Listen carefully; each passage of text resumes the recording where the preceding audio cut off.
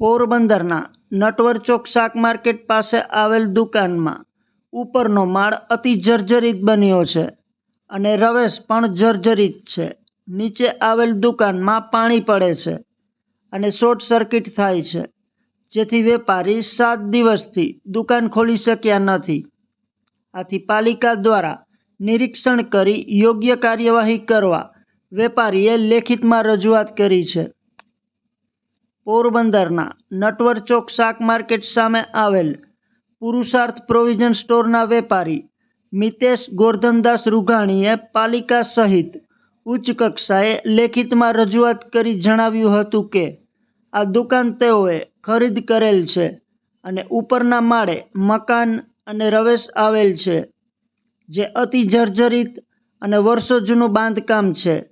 હાલ વરસાદ પડે છે ત્યારે ઉપરના માળમાંથી વરસાદી પાણી પડે છે, જેને કારણે દુકાનમાં શોર્ટ સર્કિટ થાય છે. દુકાન પર પાણી પડવા અને શોર્ટ સર્કિટના કારણે 7 દિવસથી દુકાન ખોલી નથી અને વેપાર કરી શકતા નથી. રવેશ જર્જરિત હોવાથી પોપડા ખરે છે.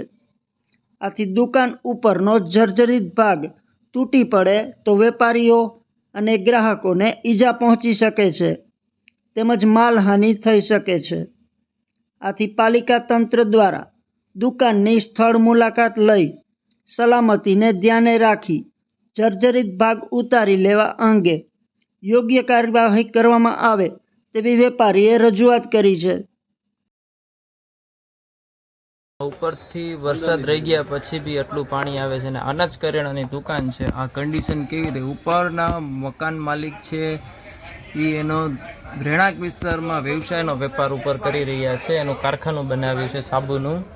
હવે આ અમારી દુકાનની કન્ડિશન છે, એ કંઈ કોઈ પણ પ્રકારથી છેલ્લા 6 મહિનાથી જવાબ નથી આપી રહ્યા, એટલે અમારે વિડીયો વાયરલ કરવો પડે છે.